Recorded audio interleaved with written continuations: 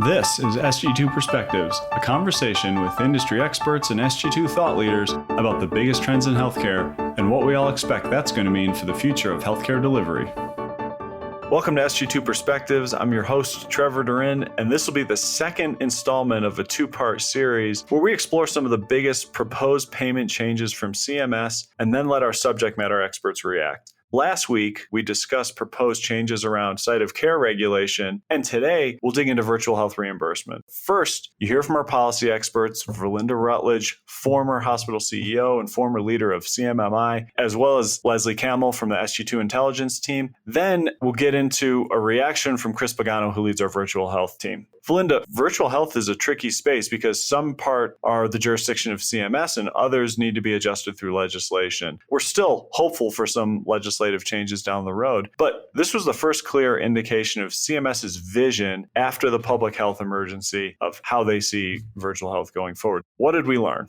We always look at virtual health in three categories, and this is how CMS has defined it in the Medicare physician fee schedule. They look at telehealth codes, and those are codes in which they reimburse the same as an in-person visit. Telehealth is governed under congressional legislation, and CMS has limited authority to change what falls under telehealth. Telehealth can only be reimbursed at rural areas, not as urban, and cannot have home as the originating site. So there's a geographic and originating site restrictions that can only be lifted by Congress. It has been lifted through the PHE, but after the PHE, unless Congress changes and has some legislation, CMS is very limited with the change. On the Medicare physician fee schedule, they looked at some changes with telehealth. The second virtual health we want everyone to be aware of is the communication technology based. These are remote asynchronicity codes, and those are taking pictures and sending it to the doctor or having a text saying, should I come in? Those were codes that CMS set up a few years ago, and they cannot be paid at the same as in person. And then our third is remote patient monitoring. There's three types of virtual health: telehealth, communication technology based, and remote patient monitoring. With the telehealth codes, CMS said, we would love to continue to expand it. However, we're restricted by Congress. What they have done is they have category 1 and 2, and they had that for a number of years, and there's a process to put codes on for 1 and 2. But they added category 3, which is saying it's only temporary. It will last until the end of the year of whenever the PHE ends. The PHE ends in February of 2021. You'll still have those category 3 codes until the end of December 2021. And they're hoping that they'll be able to expand those. Leslie, what was your takeaway with these new telehealth codes? We certainly saw some interesting shifts in the approach by CMS of what they considered their authority to cover. A lot of the visits that were covered now under these new telehealth codes in category 1 and 2 were a lot of lower acuity E&M established patient visits, along with coverage for home visits under established patients, as well as some coverage for group psychotherapy, as well as psychological and neuropsychological testing. What we see with these codes is there is a push by CMS through physician fee schedule to increase coverage in those rural areas for telehealth and to really start to take some of the learnings and the application of broader telehealth use from the PHE into a post-PHE healthcare landscape. This is an opportunity for CMS to expand access, coverage, and the ability to cover more lives through telehealth than ever before. There is significant restrictions on what CMS can do without the help of Congress, but this is a positive start in the roadmap to expanding telehealth services. And here on the policy side of things, we are cautiously optimistic that there could be the start of more legislation towards telehealth coverage in a broader space beyond rural health. Valinda, would you like to tell us about the implications that you're seeing from the hospital side of this? I hear from a lot of hospitals saying they really have put a lot of time and resources and infrastructure to make telehealth very effective during the pandemic. And they're worried about what's going to happen after the pandemic. And CMS has said, you know what? Our hands are tied unless Congress makes changes. All we can do is add codes for rural, and we cannot add any codes for home originating site except for substance use disorder. That was the one thing that Congress passed last year. A lot of people are starting to knock on the doors of congressional members, and many of us are hearing positive things about they would potentially take up some legislation to expand it. However, they are concerned about the potential for overutilization. So any changes that would allow expansion of telehealth beyond rural and allow home as originating site would have guardrails. So some of those guardrails could be, it can only be an established patient, or there's only a certain number of telehealth codes that you could bill, or they have to come into an in-person visit per telehealth. We have no idea what those guardrails could possibly be. And certainly they have said they're not going to address it until after the election, and potentially could be during the lame duck session. Let's keep our fingers crossed that we're able to convince Congress the value of it. We talked about the communication technology code changes. Tell us a little bit, Leslie, about them and why they were put into existence from CMS. We see that the communication-based technology code changes were significant, and there is a huge driver to include those who are able, clinicians, to provide these services using communication-based technology. We see that occupational therapy, physical therapists, licensed social workers are being added to those non-physicians who are able to bill for those services and provide them so long as there is supervision from a clinician, so a physician, which could have dramatic impact on access, especially for those ancillary services like physical therapy and occupational therapy, which could also improve convenience and access for millions of patients. Many Medicare beneficiaries struggle with access and timely reception of service. So these codes would allow for easier text or email exchange between a clinician and a patient so that those lines of communications are more open and more convenient for all involved. We have heard some pushback from many around the pricing of these exchanges, as many of them are priced in the $12 to $14 range, which can prove challenging for our members, particularly those providers who are performing these services at an ad hoc or on a smaller scale. If you look at a system whose multitude of providers are engaging in these communication-based technology exchanges, scale here would be an advantage in that they would be able to leverage a multitude of providers billing at these code levels, which would allow for a greater revenue stream to be maintained, as well as could provide an opportunity for seniors to get that more reliable stream of communication with their practitioner, whether it be an occupational therapist or even a physician. In fact, I commend CMS to try real hard to continue to expand the use of virtual health. They know their hands are tied with telehealth. It can only be done in a rural and it can't be done in the home. So they've used this communication-based technology code as a way to allow the expansion. They're going to add the non-physicians, OTPT licensed social workers, because those can't be added based upon congressional legislation to telehealth. It can only be physicians that can bill under telehealth. They're also adding audio only. The telehealth legislation out of the Congress said it had to be audio video. So many people have shared with CMS that with some of the frail elderly may have very much of a difficulty in accessing video. They don't feel comfortable in doing FaceTiming, Skype. This would allow audio only. Unfortunately, these codes cannot be paid at the same level as the in-person visit, because if they did, they would qualify as telehealth, which means it has to fall under Congress legislation. So CMS has said, we can't pay it at the same level. They've put the payment $12 to $14. Now, hopefully they'll reconsider that as time goes on, but communication technology codes can never be paid at the same level as the in-person visit. As our clients begin to take a look at how to implement communication-based technology technology codes, which we may be forced to do that if Congress decides not to change the legislation and expand telehealth. That could be our only vehicle to do telehealth. That's going to be really hard to find a return on investment. Valinda, this certainly does pose a challenge for many. However, it is encouraging to see that CMS is taking such a proactive stance on trying to increase the different avenues that are at their disposal and that are within their regulatory authority to increase this access of these virtual-based services. And we're all very excited about this prospect. Absolutely. Let's talk about the remote patient monitoring. Leslie, do you want to talk about some of the things that they changed with that? We are seeing a huge change here within the remote patient monitoring span of what is now covered based on physician fee schedule. We are seeing that they have expanded the focus to allow coverage for acute conditions. This expansion of acute condition allows for a broader scope of patients to be treated and seen using remote patient monitoring technology. There is also the potential for this to allow for utilization during hospital at home or at hospital at home settings, which again would be significant for those Medicare beneficiaries.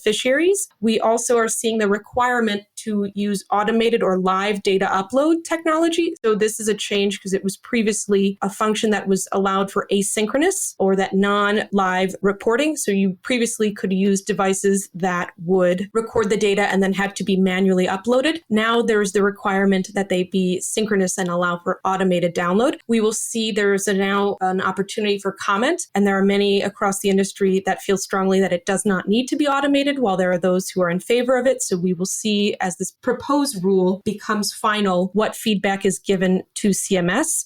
Valinda, do you want to talk about a little bit what else we're seeing with remote patient monitoring in regards to the existing patient relation and what that has an impact on? They did clarify, because there was some confusion previously, on what was the definition of the device. And they've said that it has to be an automated data upload. And people are pushing back on that because they feel technology, particularly some of the wearable devices, are moving very, very quick into the home setting. Some clinicians are saying having that automated data upload to a data hub is the only way in which you're able to bill for the device. There could be situations in which we literally want to have, in addition to that, some self-reported. And what the clarification of the rule says now is if it's not an automated data upload, they are unable to bill for the remote patient monitoring. They also said that they had to have an existing relationship with the patient.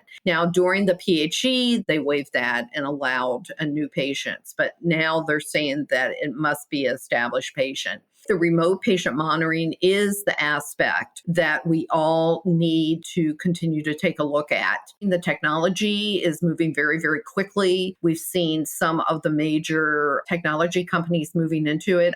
And Valinda, if we think about the changes that remote patient monitoring is being proposed in this physician fee schedule rule, we see that there's the expansion of those who are qualified, so those with acute conditions. We see a change in the technology requirements, and we also see a change in those who are qualified based on existing patient relation or not. Wouldn't this pose some challenges in terms of those who would be eligible and kind of potentially creating some bottleneck in who can be accessible to this remote patient monitoring service? I think that we're going to see more opportunities for us to use it. What do you think that we're going to begin to see in terms of new uses of this? There could be a tremendous amount of use for those who are at hospital at home. There's also a great amount of chronic disease management that could be done for patients who have cardiac or other chronic conditions in which they have an existing physician relation, but then their physician or provider can get this real-time data to monitor the prognosis and the care episodes associated with chronic care conditions or even acute conditions. I see the potential for there to be a bottleneck, especially when an in-person visit is required to establish that relationship. Many of our providers are already struggling with an overwhelming panel size. We also know that many struggle to have an established relationship with a general practitioner, as well as there's the ongoing fears of coronavirus, the hesitancy to come in person and questions around safety, especially for many of our older patients, especially those who have pre-existing conditions. This will continue to be a challenge that maybe through feedback on the proposed rule, we will see some changes coming out of CMS to address that.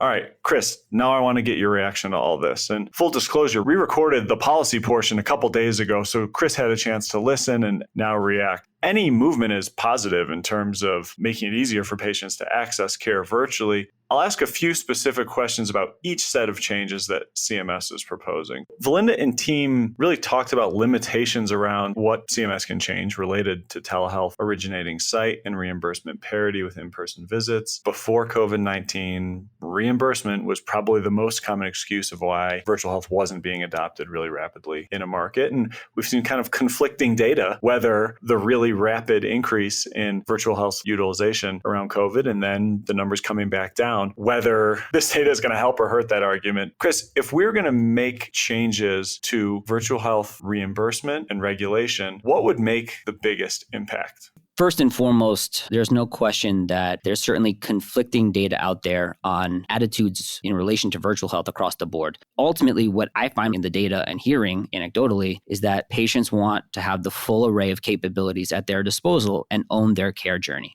They want convenience, they want access, and they want high quality care delivered to them in a way that they're comfortable with and fits into their lives. I think that increasingly we're going to see that they're going to be seeking out organizations and physicians specifically who are willing to provide that. If you look at the numbers, between mid-March and mid-August, 12.1 million beneficiaries of Medicare fee-for-service programs, which for context is like somewhere around 36% of the total population, they use virtual health services this year. And obviously, COVID was a huge part of that, but it didn't just occur during the initial surge of COVID. Now we're, I think, on the third surge or so, but it's persisted through the summer. And these are patients who are supposed to be the non-digital natives. They're the ones who are supposed to struggle with technology and want care in person. And I'm not sure that the data shows that that is consistently true. In terms of areas where permanent changes would be incredibly beneficial, you'll be unsurprised to hear me say there are many changes that would be really steps in a positive direction. I guess if I were to give you one or two that would be particularly impactful, the first one for me is the permanent removal of any originating site requirements or world designations in relation to virtual health. That would be just such a monumental step forward if that was made permanent. This idea that only rural patients have challenges with access to care due to geography is just simply false. There are plenty of underserved communities out there in suburban or urban locales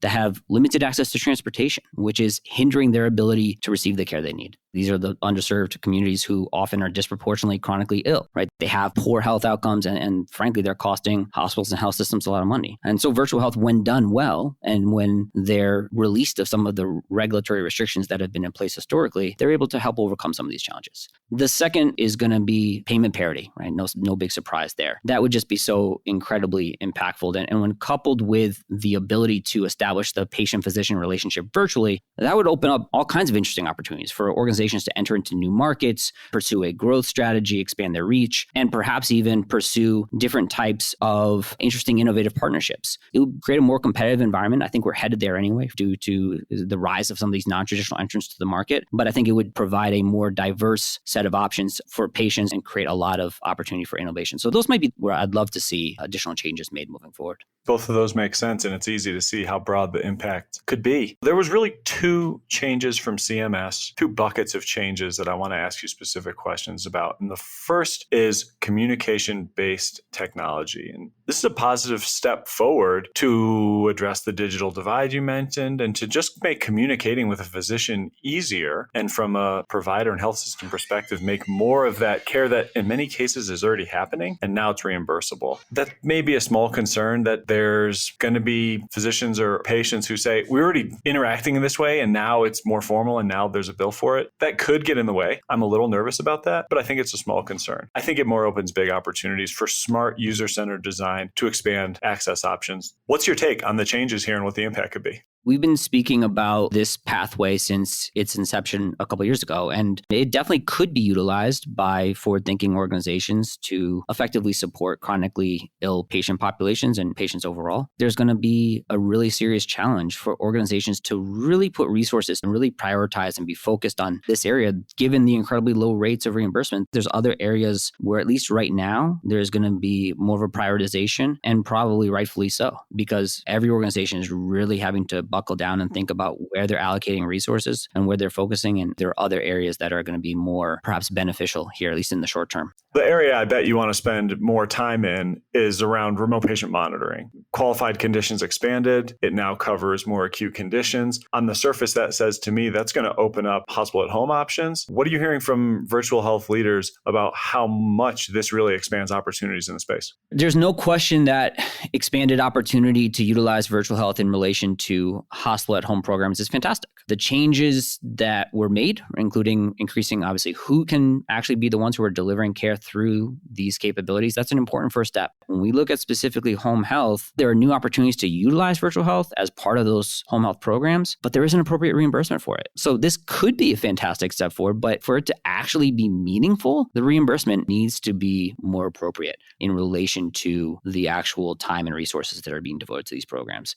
Similarly, remote patient monitoring more broadly is an exceptionally important area for organizations to be focused in on. The issue I'm struggling with CMS right now, there was an area where they made a little bit of a misstep. Basically, CMS stated that interactive communication for two different CPT codes, 99457, 99458, that it involves at minimum a real-time synchronous two-way audio interaction. And then you can enhance that with video and other types of data transmission. But they stated that the interactive communication with these codes, it has to total at least 20 minutes of interactive time with the patient over the course of a calendar month for there to be reimbursement. What this essentially means is that there must be at least 20 minutes of interactive communication with the patient, as opposed to the interactive communication being a component of the overall 20 minutes of remote patient monitoring services that are being done in a month. This is different than how they've handled other services that are also utilized for chronic care patient populations,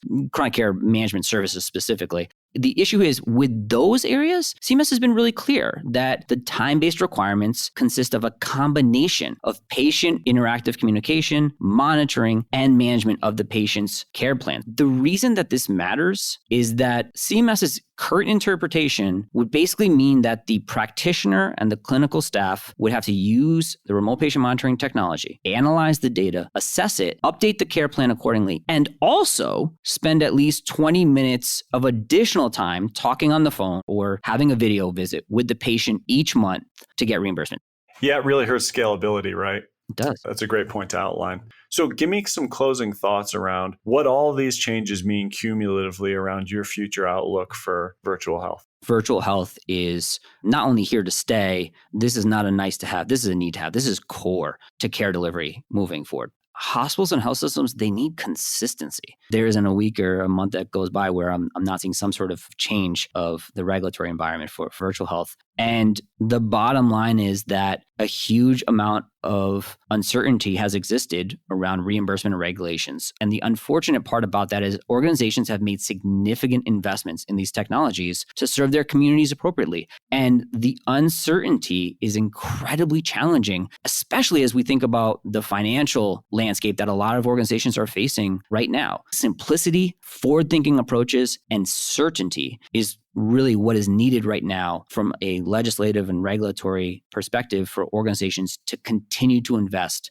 in the virtual health space. Thanks, Chris, for sharing those thoughts and helping us be realistic about what some of these changes may really mean and what the impact may really be. Thanks to our listeners. Please subscribe or follow if you want to hear more. I always recommend other Vizient podcasts. The Modern Practice, it's on Vizient's Medical Leadership channel and provides a clinical perspective into current issues affecting healthcare today. Everyone stay safe. Thanks for listening. This has been another great episode of SG2 Perspectives, where industry experts and SG2 thought leaders explore the drivers of tomorrow's healthcare strategies to inform today's decision makers. Contact us anytime by sending an email to sg2perspectives@sg2.com. We'd love to hear from you.